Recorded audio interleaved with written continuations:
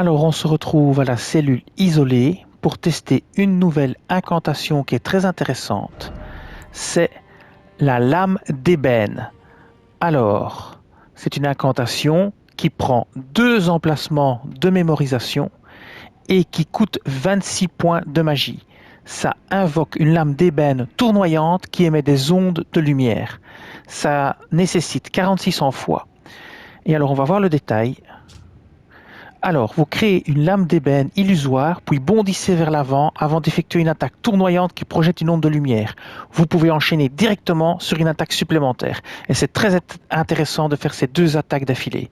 Cette arme était autrefois imprégnée de la mort destinée. En plus d'infliger des dégâts, elle réduit les PV maximum de la cible et occasionne des dégâts continus sur une très courte durée. Alors elle est ultra intéressante parce qu'en effet, diminue les PV, fait des dégâts pendant quelques secondes qui continuent à descendre, enchaîne 2 attaques, touche d'assez loin, c'est pas vraiment une arme sniper, mais touche quand même d'assez loin, et elle fait une AOE au sol au moment où vous abattez l'arme. Donc vous abattez l'arme, vous faites une AOE au sol et vous lancez cette espèce de lame devant vous, droit devant vous, qui va diminuer les PV maximum de l'ennemi et créer des dégâts sur la durée. Je vais vous montrer ça, c'est assez impressionnant. J'aime bien cette arme. Je vais faire la double attaque pour que vous voyez bien sur le géant. Donc ici, on va sur le géant. Je vais me mettre assez loin. Donc je vais me mettre par exemple ici. Ici, c'est bien. Et on y va. Première attaque. Deuxième attaque. Et vous allez voir. Bim. Alors, on réenchaîne avec 2 attaques. Et on n'en parle plus. Les ennemis là qui sont quand même assez loin. Hop. On va peut-être être bloqué par le sol. Même pas. Voilà. Vous voyez ce que ça donne. Maintenant, je vais vous montrer l'effet AOE au sol en attaquant au sud du lac d'Agale le groupe d'ennemis.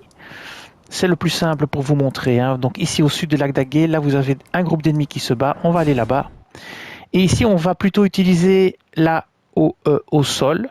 Et donc on va aller près des ennemis et on va tout simplement déclencher l'attaque près d'eux. Alors le défaut de cette arme, de cette incantation, de cette lame d'ébène, c'est qu'elle est assez longue à se déclencher et que pendant que vous déclenchez et que vous commencez à bondir en l'air, vous pouvez être interrompu et être jeté au sol. Ça, c'est le gros désavantage. Bon, ici, je vous montre la double attaque. Vous allez voir.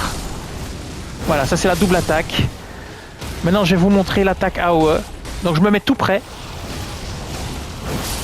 Voilà.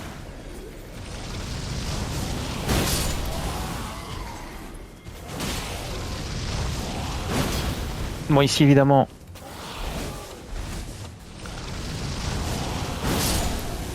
voilà. S'il prend l'arme pile sur la tronche, c'est tout bon. Alors maintenant, je vais vous montrer ça sur un chevalier de Leyndell pour que vous voyez l'effet sur les blindés. On va à la cabane de l'artiste ici. Vous avez un chevalier de Leyndell qui se balade là. Et on va aller l'attaquer. Et vous allez voir qu'on peut le toucher d'assez loin. Et que c'est plutôt efficace. Alors on va l'attaquer par surprise d'abord, et puis on fera un petit coup avec le bouclier. Alors quand il bloque avec son bouclier, ça va aussi bloquer les dégâts. Malheureusement. Ça passera pas outre son bouclier. Il bloquera. Alors on va l'attaquer ici par derrière. On va se rapprocher, on va faire une double attaque. Première, deuxième. Vous voyez, la deuxième a été bloquée par son bouclier. Hop, on refait une. Voilà, on recule. Et on refait une. Attention à ne pas être interrompu. Et voilà. Ici aussi, attention de ne pas être interrompu. Et voilà. Vous voyez un petit peu ce que ça donne. Alors on va le refaire, mais on va le laisser se défendre. Et je vais vous montrer qu'il peut vous interrompre si vous faites mal votre attaque. Vous pouvez être interrompu pendant que vous grimpez. Alors je vais mettre une potion. Je ne sais pas pourquoi j'en ai plus. Voilà. Et on va mettre une potion. Comme ceci, parce que j'en aurai besoin probablement. Alors on va aller attaquer le chevalier de Leyndell. On va le laisser réagir. Et vous allez voir que si vous placez mal votre attaque, vous allez être interrompu. Ici, le but, c'est de me faire interrompre. Donc je vais me rapprocher de lui pour qu'il réagisse. Et je vais essayer de me faire interrompre pour que vous voyez ce que ça donne. Voilà. Bon, ici, on va éviter. Voilà, il arrive avec son bouclier. Et si vous n'avez pas été interrompu, vous avez bien eu de la chance. Ici par contre, encore de la chance, évidemment. Alors je vais quand même recharger ma vie. Alors c'est parti. Voilà, encore une fois de la chance. Mais vous pouvez vous faire interrompre si jamais il vous touche au moment où vous commencez à bondir. Bon, j'ai pas pu vous le montrer. Je peux réessayer une troisième fois. Mais au moment où vous commencez à bondir, si à ce moment-là il vous le touche, il vous met par terre. J'ai eu plusieurs fois le cas pendant que j'ai fait les tests pour vous préparer cette vidéo. Mais la fenêtre est très proche. Hein. Donc on va recommencer.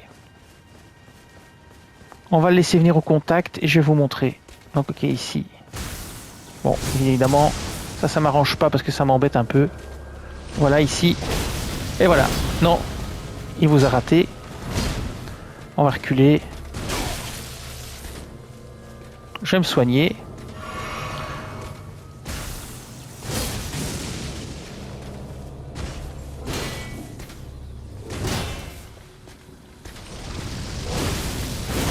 Décidément, il a décidé de ne plus vouloir m'interrompre. Bon, vous voyez que vous pouvez y aller. J'ai probablement eu un petit peu de malchance quand je me suis fait interrompre plusieurs fois. Et donc voilà. Je trouve que c'est une incantation très intéressante. Elle touche quand même d'assez loin. Elle réduit de la vie de l'ennemi. Elle fait des dégâts sur le temps. Elle est efficace contre tout le monde. Les petits ennemis. Elle est efficace contre les groupes. Elle est efficace contre les ennemis blindés. Elle est efficace contre les géants. Et probablement aussi contre les boss. Et bien voilà. Je vous dis merci. Et à bientôt.